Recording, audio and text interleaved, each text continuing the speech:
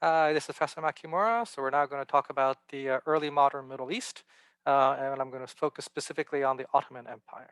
So let me share screen. Okay, boom, here we are. Okay, the early modern Middle East focus on the Ottoman Empire.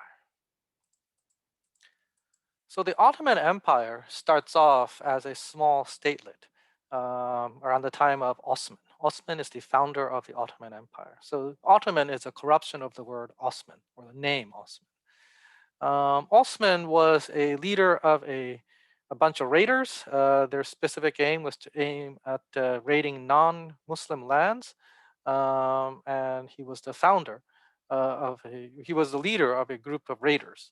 So it's from this small start that it all gets rolling. Um, and therefore, it's only his descendants that can be the leaders of this group. So that's why it's the House of Osman, or the Ottoman Empire. Um, Now, briefly, there's a period. So the Ottomans, gradually expand, but briefly, there's a period where they're almost destroyed by Tamerlane. Tamerlane was the conqueror of, Middle East and Central Asia from 1370 to 1405. He wanted to recreate the Mongol Empire, but he failed. And after he dies, his empire basically, disintegrates because his sons, fight over it. Uh, when that happens, the Ottomans revive and they come back from the brink of disaster to restore themselves. And by 1453, the Ottomans have become a full-fledged empire. So they're no longer just a small state, they're now a full-fledged empire. And that imperial situation will last all the way until they collapse in 1922. And normally, most historians have divided the Ottoman period into two phases: a period of conquest and a period of decline. And so, the conquest phase usually lasts until like 1683, if not slightly longer. And then the decline phase starts immediately after. And I've always felt, like I would say it's insane. The decline is way too long. I think it makes more sense to divide into three periods where you have the conquest phase. That part is, I'll go with that. And then from 1683 to 1798 is the period when the Ottoman Empire is stable. They basically maintain their territorial integrity. They don't really decline or anything like that yet, but from all intents and purposes, everything looks okay. Although there are serious problems that's beginning to happen starting in the 1700s. And then there is the decline phase. That part is clear, but I think the decline phase happens the last 100 years from 1798 to 1922. Um, so that's that. All right. One other point that I want to emphasize is that Islam allows for four wives, and because you can have four official wives, you can have lots and lots of children. And because you have lots and lots of children, you're always faced with too many princes. And in the case of the House of Osman, the traditional way to deal with this problem was fratricide. Brothers would kill brothers. I would not want to be born in the House of Osman. Not exactly the nicest family environment to grow up in. All right. So the Ottoman conquest phase. So the conquest phase is kicked off by a fellow named Mehmet II, basically the Turkish word for I think Muhammad, um, and it lasts until 1683 when the second siege of Vienna fails. All right. So what happens in this period? Well, the Ottomans were sincere about their religion, and one way to go to heaven is to fight jihad, holy war. Um, Now, jihad has multiple meanings. It's like the Christian word crusade. It can mean a literal, war against non-believers, but it could also mean a, moral crusade, and moral improvement. In this case, jihad is waged literally. It's literally a holy war. And during this, with this, intent to go to heaven, they're very devout and they want to go to heaven, so they fight intensely. Um, they also have advantages in terms of the fact that the Ottomans are the early adopters of gunpowder. So the Ottomans used cannons, and in the 1400s, this is relatively new. So they had a big advantage there. The other two advantage they had is that the Ottomans had a very powerful cavalry tradition. This is because the Turks are a nomadic people. The Ottomans are traditionally, well, actually, Osman is from a Turkic family. And the traditional family life of a Turk is to live in the steppes of Central Asia. So even though they had come to the Middle East, they continue to live partly that lifestyle. So they're very used to, horseback riding. So, they have a very strong, horse riding tradition. So their cavalry is very strong. The Ottoman cavalry is known as Sipahi. And in the case of the Ottomans, they have the Janissaries. So the Janissary Corps is the slaves of the Sultan. So what happens here is that because Muslims cannot be enslaved when they're born, what happens is young Christian boys, young non-Muslim boys, are taken as slaves. This is part of the taxes that a village might have to pay, um, and they're organized into the Janissary Corps. So they are the slave soldiers of the Sultan. Um, in a sense, this is basically what happened to the Turks. The Turks were originally pagans in Central Asia, and they were bought or sold as slaves to the Muslims of the Middle East. So at that point, the leading people were the Arabs. So they were the slave soldiers of the Arab peoples. And then eventually, the Turks realized, hey, we are the military. Why are we listening to these guys? And they overthrow the Arabs and establish their own Turkic dynasties. So, the famous one would be the one in Egypt, the Mamluk dynasty. Um, but the Turks who are brought over to the Middle East, they some of them basically become free. Others overthrow their masters and become leaders themselves, and others basically call on their cousins to come over from the steppe, and that's how the Turks basically migrate to the Middle East, and they take over you know, the area that is the eastern part of modern day Turkey. And what you need to understand is that modern day Turkey was originally Christian. Well, before the Turks came, it was Christian. It was the land of the Byzantine Empire. So you have all these Christians living there, and there's no, you know, injunction against enslaving Christians because they're not Muslims. So the Turks would enslave the Christians, Christian boys, and raise them to be soldiers. This was the origin of the Janissary Corps. Um, and perhaps because the Turks themselves had experienced this, they were very careful to make sure that the loyalty of the Janissaries was to the Sultan, to the leader. Um, and the way you would do this is by, after you convert the boys, you basically cut them off from their family, and so that they can't go back. Um, and then you make sure that they're completely dependent on the Sultan. So in the early Janissary Corps, for example, you couldn't get married unless you got the permission of the Sultan. Right? You were the slave of the Sultan. You were the slave warriors of the Sultan, but you know, a lot of your life was determined by this. Now, why would you be okay with this? Well, one reason why you might be okay with being a Janissary is because if you fight bravely and you show yourself capable, and then you basically get promoted through the ranks. And it was not unheard of to become a general. So you could be a slave general of the Sultan. And if you were really smart, instead of serving in the military, you could be picked to become a government official, and then again you could work through the ranks, and next thing you know, you are a governor, or you are a minister to the Sultan. So the avenue to uh, you know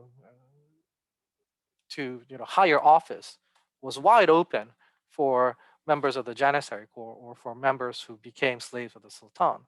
And in the early years, some Europeans saw the Ottoman government and remarked that this was the government by slaves, because the Sultan's personal slaves took a very central and really dominating role in running the affairs of government.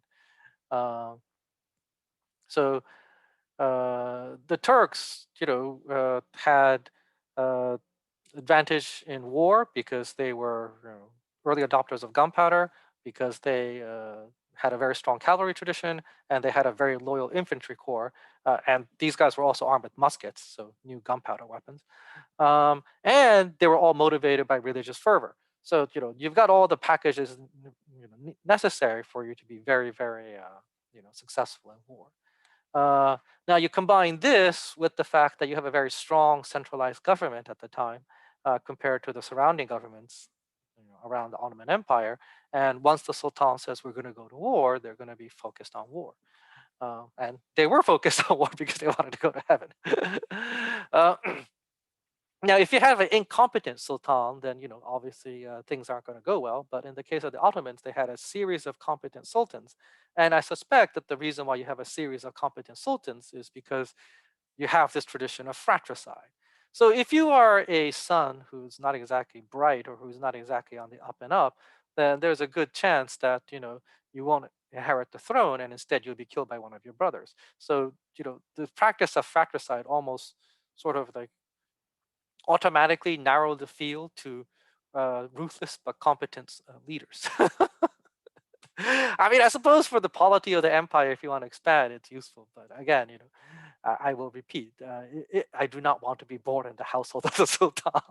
I mean, why? I mean, you can't lead a happy family life in that environment, right? You're constantly worried that your brothers are going to have to kill you.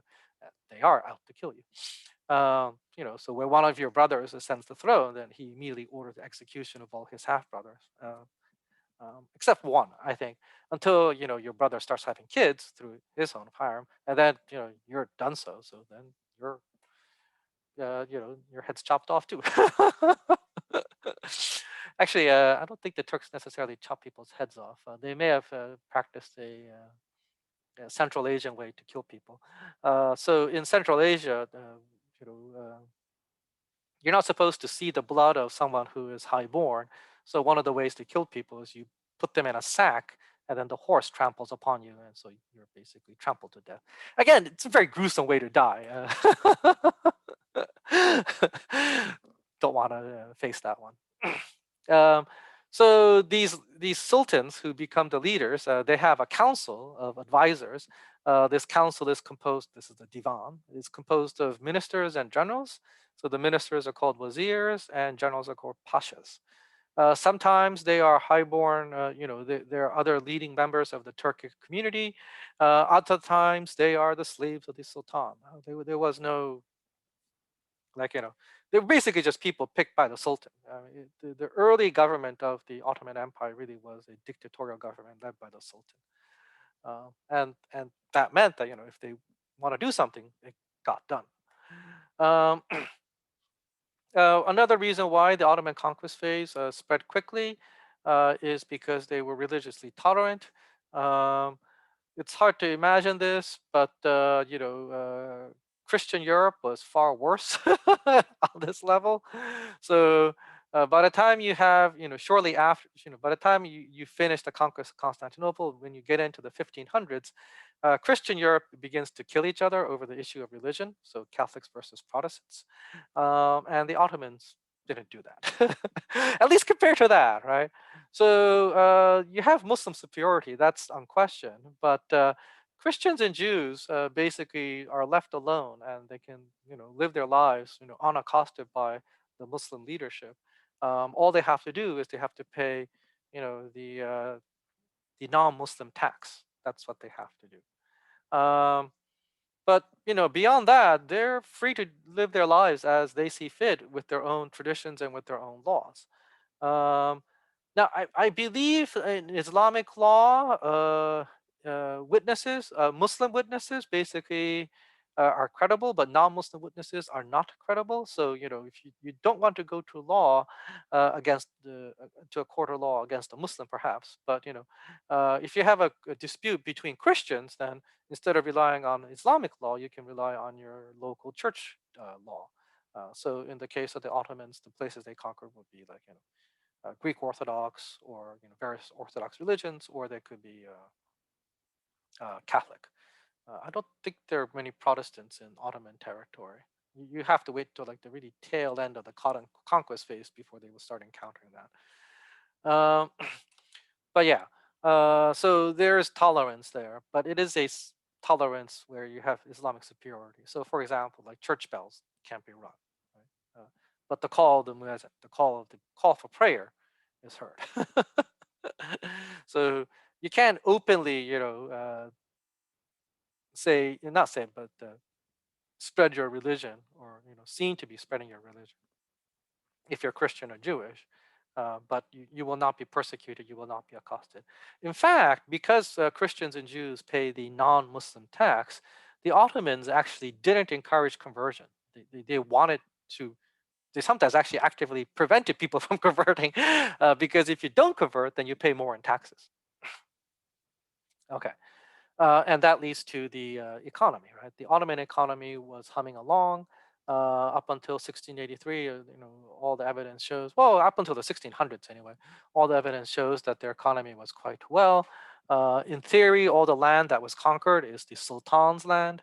Uh, so he controls the land, and of the land that he controls, he collects various forms of taxes from the people, the land tax and the Muslim tax, or there would be land that he would give to his troops. So a Sipahi might be given a timar, or variations thereof, and this is a right to collect the taxes. So they don't technically own the land themselves. They have the right to collect the taxes from a certain area of land, and then that taxes that the Sipahi collects is used so that when the Sultan goes to war, the Sipahi can then outfit himself and go to war with the Sultan. So uh, the key thing to understand here is that the land is not owned by the Sipahi himself. The land is owned by the Sultan. So if the Sultan is not happy with the Sipahi's actions, he could always revoke the timar, and you will lose your status as a Ottoman cavalry soldier. Um, the direct taxes are collected so that you pay for the janissaries that way, and you buy more cannons. The Dev Shurma is the human tax, the tax that I talked about earlier, where certain villages are basically are supposed to provide one boy 5 to 10 years old, I think single digits, so 5 to 9 years old, once a year, or however many times a year, or once have however many years, or there's some number that I think it depends. I mean, the Ottoman tax system is very, very varied depending on the location, because generally speaking, they try to follow what the previous rulers did, and they didn't really like overhaul much during most of the conquest phase. So there's a huge variation, but there is the land tax, there is the non-Muslim tax.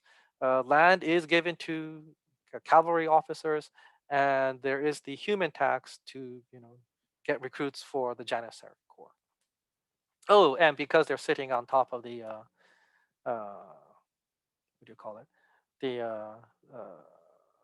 the the western end of the Silk Road, and because they're also the western end of that maritime trade route between Asia, within Asia, uh, they also had tax revenue coming in from merchants.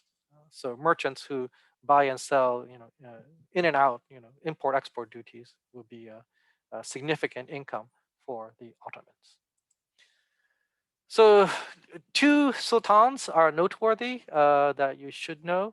One is Mehmet II, the guy I talked about earlier. He is also known as the Conqueror. He is the guy who conquers Constantinople, the city of Constantinople, the capital of the Eastern Roman Empire, falls in 1453, and the Turks rename it Istanbul. Now, I'm more or less convinced by the theory that Istanbul is actually Constantinople, but just a Turkish way to pronounce it. So, Constantinople, Istanbul. So, it's the same. The is becomes con. The con becomes cons becomes is. That's all. Anyway, um, Mehmet II is an interesting figure. You have his image here on the upper side. According to Islam, you're not supposed to get your portrait. You're not supposed to do paintings, because on Judgment Day, God is going to ask you to breathe life into things that drawings that you made, just like God made life. And if you fail to do so, you'll be sent to hell. But because the Ottomans conquered a huge swath, they came into contact with Western civilization, and so you had all these Westerners coming to the Turks to trade, and amongst them were obviously the Italians. And there were also Jesuit missionaries too, who came to visit them. So what the Ottomans did was, well, you guys are Christian, you're not really Muslim, so and you guys can paint, right? So why don't you paint a portrait of me? And so you get these Christian painters of Ottoman sultans, and that's what we've got here.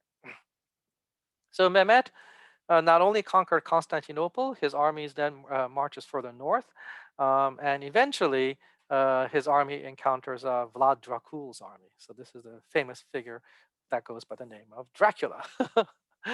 So Mehmet II and Dracula go to war, and although the reason why Vlad Dracul is called Vlad the Impaler, and he becomes Dracula is because uh, one of the things he did to Turkish prisoners of war was he impaled them. So he impaled all these people. You're not supposed to do this, right? You're obviously this is a terror tactic, but he impaled all these people, and then he put them along the highway so that the Turkish soldiers who basically marched north saw what happened to their comrades, and this actually enraged Mehmet II. So he did the reverse, and ultimately.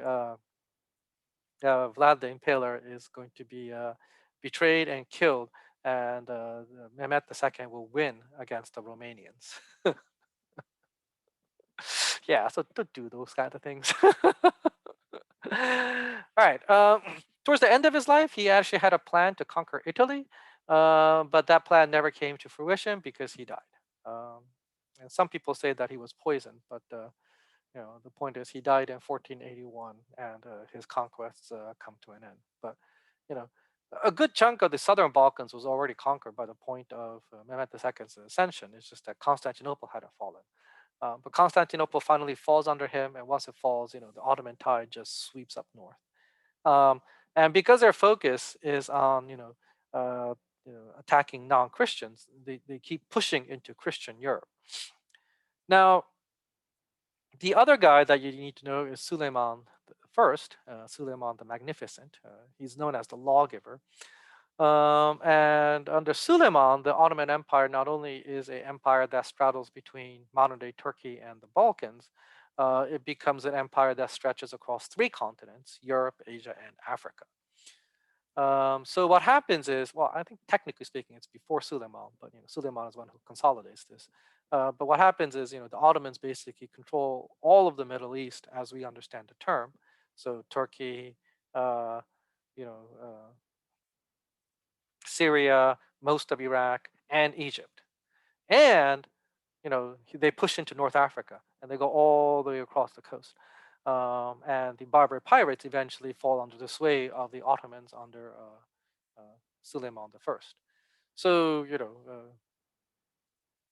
Suleiman basically extends his control over what we would today consider to be the modern Middle East, and so that's why he's important.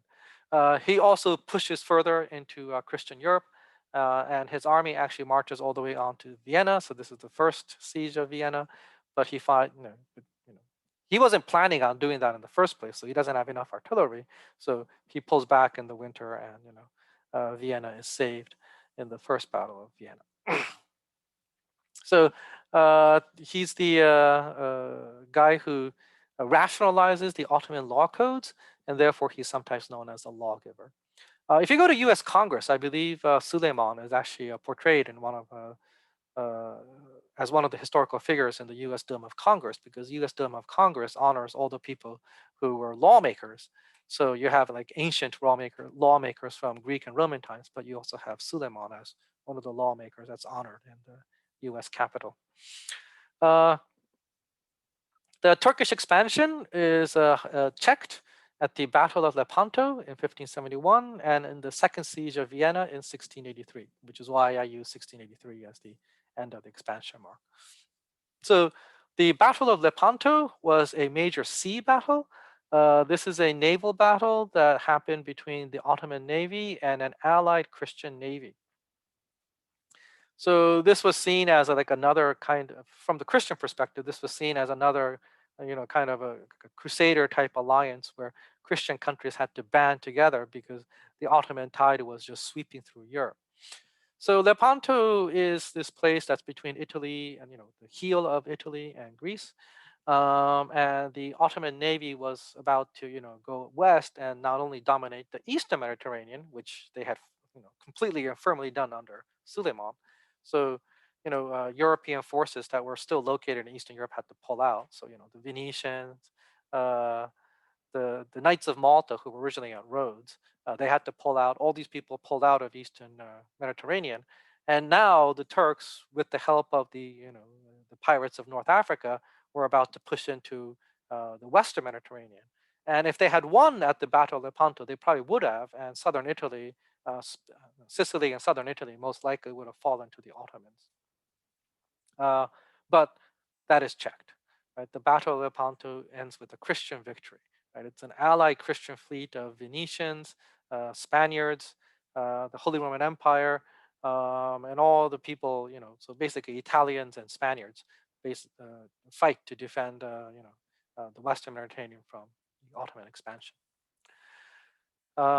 The Turkish Navy, although destroyed, basically is able to rebound, and they're able to rebuild the Turkish Navy, but uh, they don't actually try to challenge the Christian navies in the Western Mediterranean from that point onwards.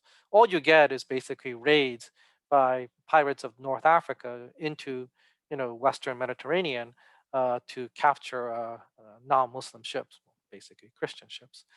Um, Hence, they're called the Barbary Pirates. Um, this is what this is what the U.S. Marines are singing about when they're talking about, from the halls of Montezuma to the shores of Tripoli. They're in the shores of Tripoli because in the shores of Tripoli you have these North African pirates, the Barbary pirates. And one of the things that Thomas Jefferson had to do in early 1800 was, go out and defeat the uh, the Barbary pirates who were located in North Africa, the shores of Tripoli. Okay. The second siege of Vienna is much later, and this is an attempt by the Turks to take Vienna. Vienna basically is lying at the gates to guard Central Europe. So if Vienna had fallen, then the pathway to Central Europe would have been wide open, and the Turkish army would have marched all the way up to probably the central part of Germany. There would have been nothing to really stop them if Vienna had fallen. So the Viennese, the Austrians, do their damnedest to defend their city, obviously. And when the city is completely surrounded, and when things looking pretty grim, the people that come to save them are the Poles. The Polish cavalry comes to save the day, and the second siege of Vienna is lifted because the Poles come and save Central Europe. So the bakers of Vienna, to commemorate this event, began to bake bread in the shape of a stirrup. The stirrup is the thing that you stick your foot into when you ride horses. And so you got this bread that's shaped like a stirrup with a hole in the middle. So that is actually the origin of the bagel, or so they say. So uh, the Middle Eastern histories actually have like impact on us to this day. Okay. So the Ottomans also recognized that they were importing a lot from further east. They were importing all this pottery, not pottery, porcelain from China, and they were importing all this cotton cloth from India. So calico from India and porcelain from China. They weren't importing tea. They were importing spices, but they kind of knew that spices, they had no choice. They didn't import tea because they had their own drink, which is coffee. But they were importing, porcelain and Indian cotton cloths in huge amounts, and they wanted to figure out a way if there was a way to sort of like not do that. And so there were attempts to try to make their own fabrics and to make their own porcelain. Uh, in the end, they failed in making their own porcelain. Iznik pottery is made. It's very similar to Chinese Ming style blue and white porcelain. This is why it's also blue and white here. But it never matches the quality of what the Chinese were able to make. And so this attempt to make porcelain fades away. I think it's really pushed under Suleiman, but it doesn't succeed. In terms of cotton fabrics, they actually try to copy what the Indians do, but in the end, again, they can't match the Indian quality. So they begin to make cotton fabrics of different types. And one of the things that the Ottomans become famous for is not cotton fabrics like this, but thick cotton that can be used for the sails of ships. And they become part of a strategic goods that the Ottomans make.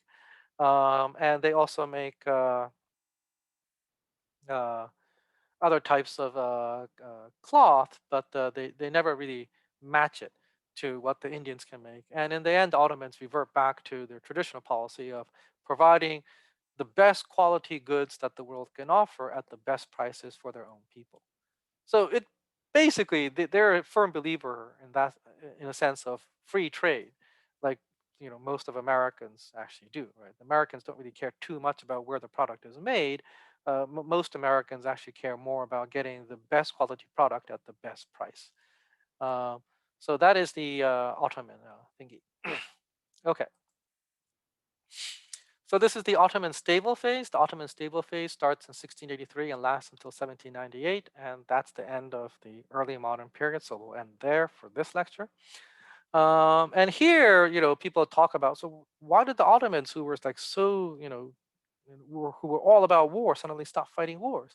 And my answer to that is that the Ottomans weren't really about going to war per se. The Ottomans were about going to heaven. And if jihad was one way to go to heaven, another way to go to heaven is by just leading good Muslim lives according to the Quran. And if you lead good Muslim lives, then you can go to heaven. So you don't have to go to war, right? And in the Ottoman stable phase, that's what happens. So Ottoman society was a society that was focused on war in the previous period, but in this period, now it's a society focused on, listening to the scholars. So if the warriors were held high in esteem in the earlier conquest phase, in the stable phase, the ulama, the Islamic scholars, are going to be the people who are going to be held in high esteem. So uh, the theme is the same. And I think the other reason why you get more of a less bloodthirsty Ottoman Empire is because the practice of fratricide comes to an end. I could be wrong on this, but I think the practice of fratricide comes to an end after Suleiman. Right? Suleiman, I think, kills his brothers, but after Suleiman, the practice of fratricide basically ends. And the solution is for the brothers to inherit the throne until all the brothers are dead, and then you go to the next generation. Um, I think that's the idea. Um, so the sultans are less these ruthless bastards that they were previously, and so they're more willing to give peace a chance. Um, so I think that's why the Ottomans basically stopped waging wars or aggressive wars as much, and the second siege of Vienna really is the high watermark of Turkish conquests, at least in hindsight anyway. But Suleiman's lifetime ends in 1566. So starting in the early 1600s, they're basically dialing back on war. Okay. Along with the sultans being less bloodthirsty, uh, government jobs become more hereditary, and they're being dominated less by the sultan's slaves. And instead, the children of ministers, the children of high-ranking military officials, tend to inherit the posts of their parents. So the Ottoman society in the conquest phase was very much not a feudal society, but in the stable phase, the Ottoman society begins to go down the path of feudalism, of honoring the aristocracy. So that means that these people are less willing to listen to the sultan's command because when they were sultan slaves, or when the sultan basically said, I'm going to do this, and if one of the governors says no, he just fires him and gets a new governor. um, but now sometimes governorships are inherited, ministers are inherited. These people don't necessarily think that their posts came from the sultan. They think that their posts came from their parents. And so the sultan has less of a firm grip on the government itself. So that's one actually, major problem that comes out of that from the perspective of the Sultan. Um, and as I said earlier, it's not just the government officials, but military officers also begin to do the same. And when that begins to happen, many Sipahi begin to think, well, why do I want to be a officer in an army? I mean, I don't really want this post if it's something that I can just get from my parents.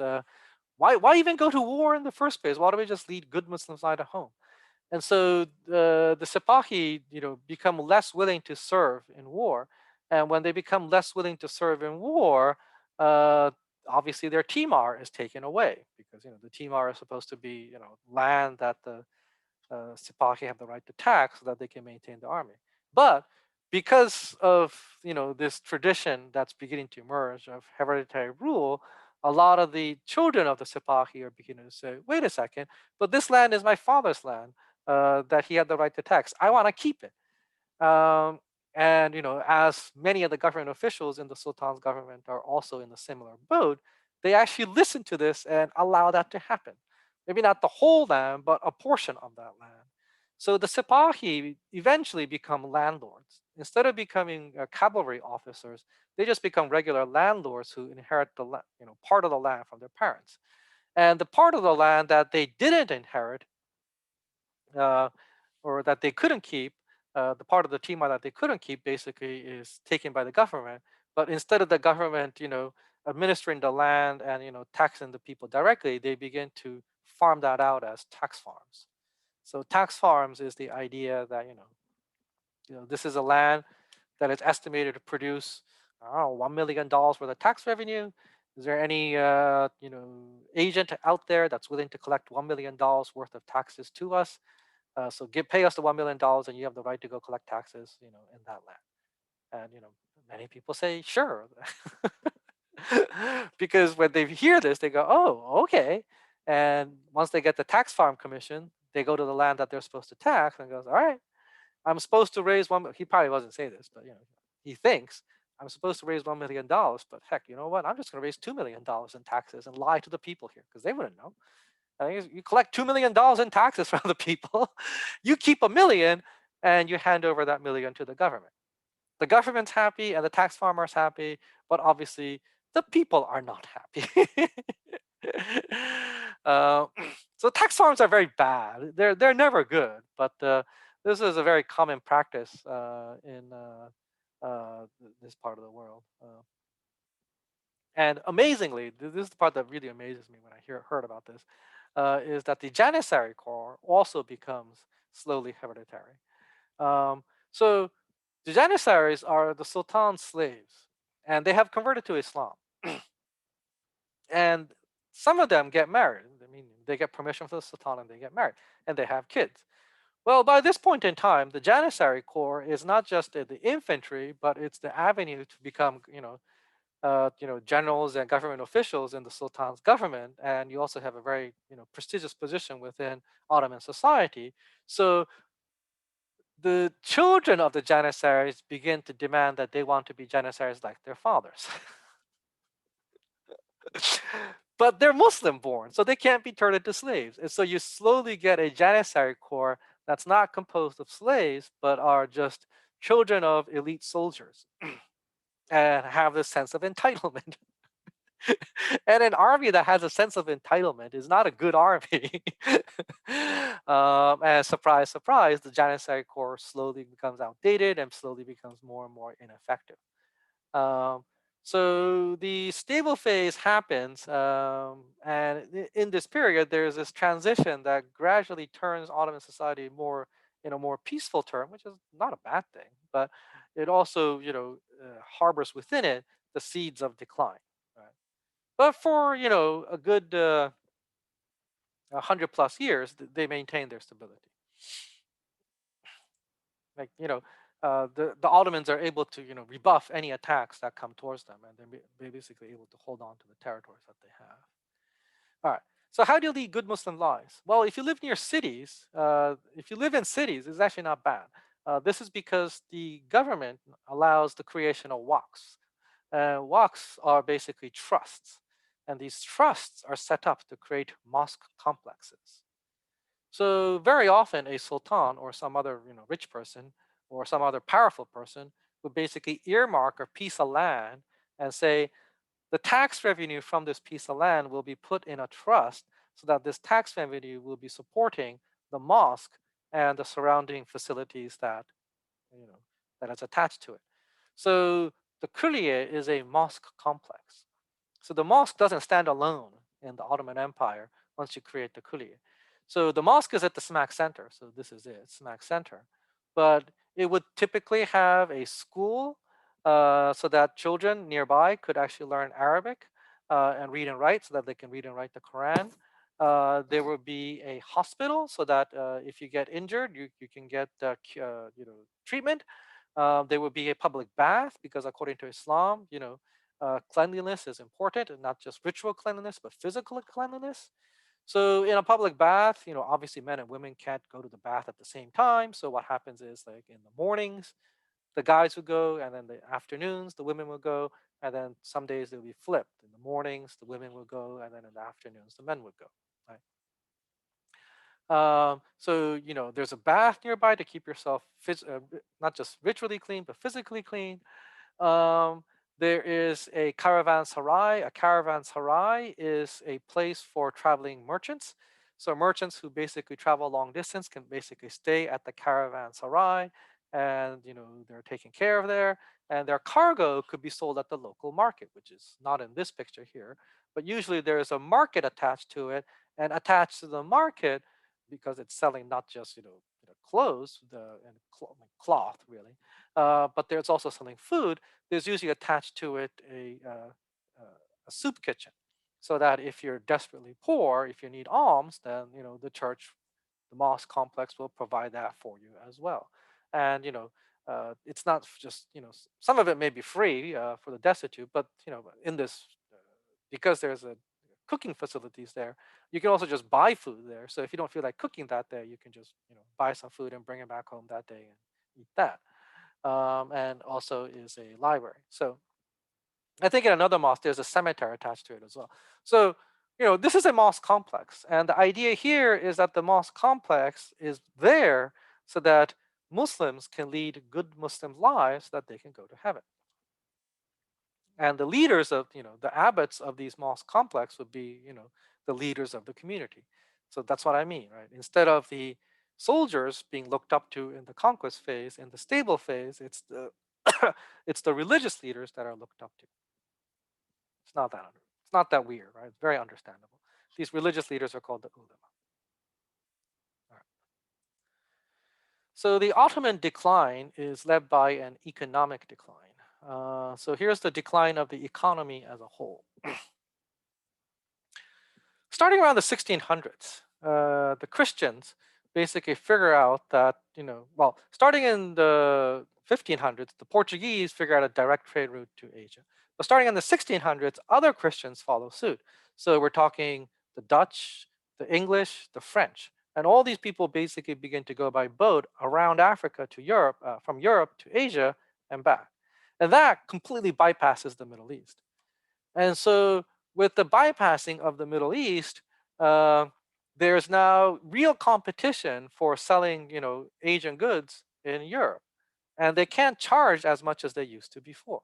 So this is a major macroeconomic change that's happening to the Ottoman Empire, and because the Europeans are just basically purchasing the stuff directly in Asia, less silver is flowing into the Ottoman Empire. And with less silver flowing into the Ottoman Empire, uh, money becomes scarce. Um, and basically, money becomes harder and harder to get. Silver becomes harder and harder to get. And without the silver, obviously, you can't purchase things that's from further east. So, the porcelain, the silk, the spices, the cotton cloth, it's like these things become harder and harder to get. And so the economy basically starts to take a serious hit starting in the 1600s. And by 1800, we have records of Indian merchants who travel from India to Egypt through the Red Sea by boat. And these Indian merchants are complaining because they're saying, oh my God, we brought all this cargo of cotton cloth like we used to, but nowadays there's simply just not enough silver in Egypt, in the Ottoman Empire, to pay for all our cargo. So this is what I mean, right? The decline is led by economic decline. And when you have less money, you have less ability to raise a big army. Your economy is suffering. So that's one major reason why the Ottoman Empire begins to decline starting in the 1800s, and they have to seriously think about real reform. The other reason why the Ottoman Empire begins to decline is because the government's finances are now basically in a problem as well. So the government's finances before 1800, before 1700, uh, the government or the sultan controlled the vast amount of the land. Right? It's like the estimates are that something like 80% of the land under the Ottoman Empire was under the control of the sultan until 1700. Sorry, right? Until 1700, like 80% of the Ottoman lands were under the control of the sultan.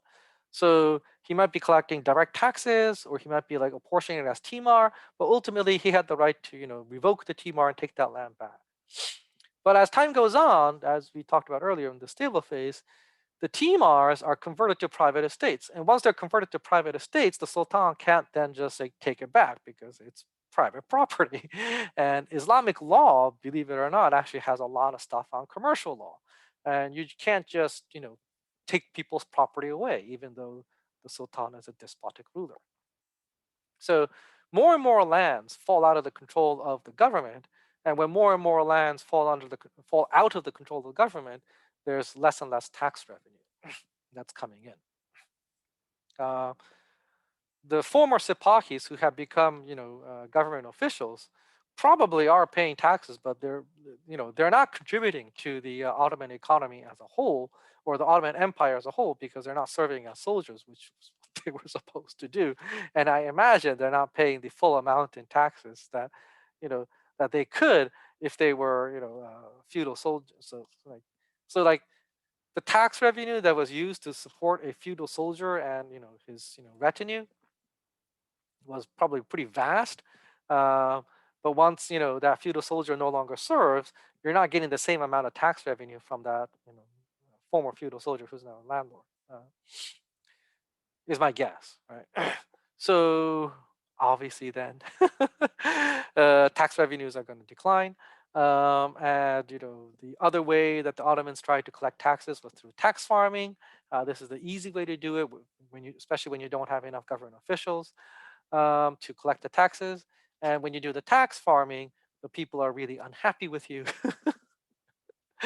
And when the people are really unhappy with you, it can lead to, the ordinary people just absconding and leaving the land to go to a different territory, or it could lead to entire regions beginning to, lead independence movements or joining independence movements. So that's what's going on with the Ottoman Empire during most of this period. All right. So now we're going to talk about Safavid Iran. Safavid Iran is from 1501 to 1736.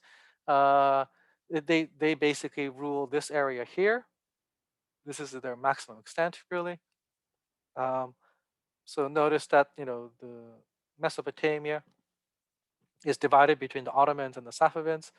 This is the Safavid maximum extent, but if I'm not mistaken, the Ottomans have the upper hand, and they have most of the Middle East most of the time, most of Mesopotamia most of the time.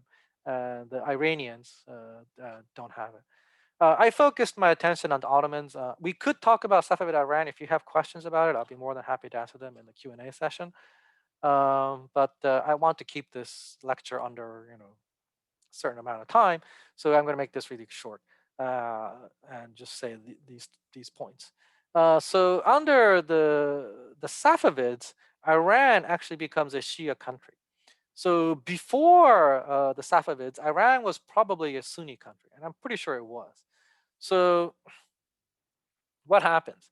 What happens is that there is a Turkic group of people called the Kizilbash, who are basically a religious group that believes in the Twelver Shia sect.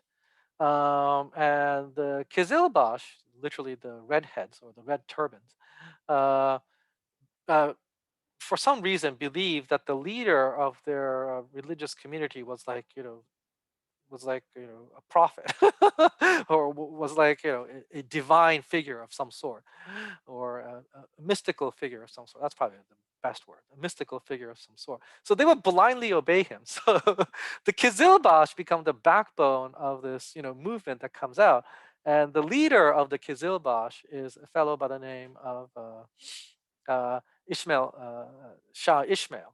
And so Shah Ishmael leads these religious, fanatics to go out and conquer.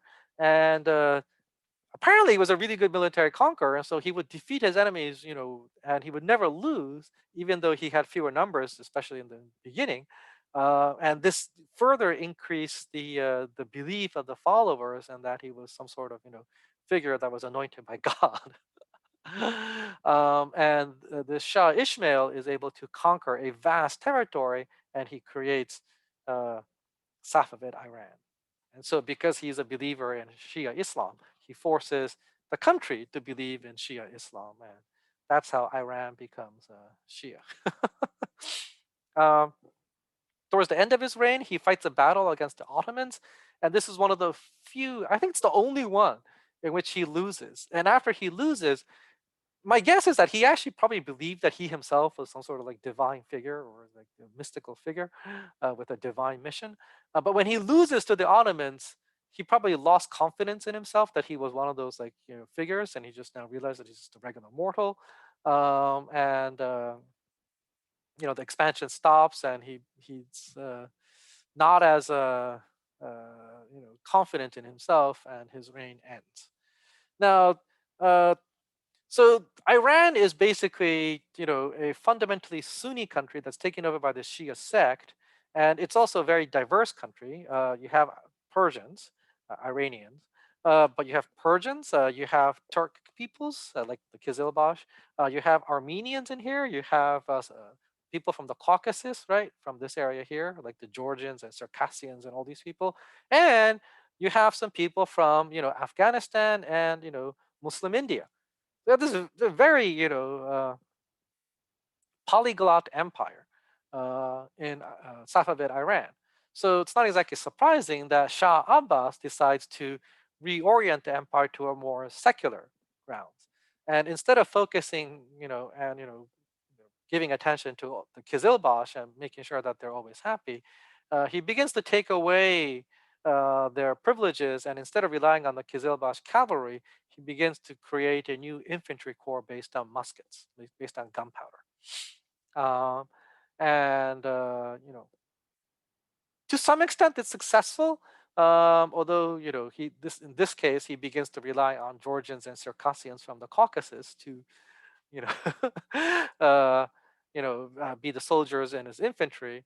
But the general trend of turning towards more secular or secular basis for governance is probably not a bad thing, and therefore Shah Abbas's reign is sometimes known as the golden age of Safavid Iran. It's also known as the golden age because you get the unprecedented prosperity in Safavid Iran under him, and the source of that prosperity is that Shah Abbas highly encouraged a alternate route of not going through the Middle East here, but going through the Middle East through Iran. So he basically gets merchants, particularly Armenian merchants, but also Hindu merchants and Jewish merchants, to go from India to Persia, and then from Persia through Central Asia to Russia up here, or from Iran through the Caucasus to southern Russia over here. And then from there, the goods can go flow further west.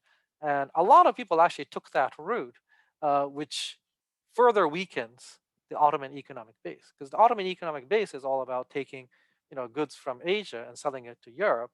The Europeans are going around Africa and basically putting a huge dent in that. But the Iranians are certainly not helping. And under Shah Abbas, there's like a concerted effort, and even after him, it continues, where goods from India and further east flow through Persia into Russia. So uh, people don't really know this, but Russia is a major trader as well. And the reason why the Russians actually expand that huge territory east-west is because, as being a trader, they understood the importance of trade, and the primary goods that the Russians wanted to sell was fur. So in chasing fur, they went all the way across Siberia, and their goal eventually was to then trade not through Iran but to China directly, and the Russians would. So the Russians would drink tea. The Iranians would also drink coffee and both. The Iranians would drink both coffee and tea. Anyway. So why does Safavid Iran collapse? Safavid Iran basically collapses because after Shah Abbas, you get I think it's like a child ruler for a while. But anyway, eventually a rebellion breaks out. So, the government of Safavid Iran basically weakens temporarily. And when it weakens, the Afghan peoples begin to revolt. And a rebellious Afghan leader comes and smashes into Safavid Iran. The capital of Safavid Iran is Isfahan here, by the way. It's in the smack center. So Isfahan. So that's the Shah Abbas Mosque in Isfahan. It's very beautiful.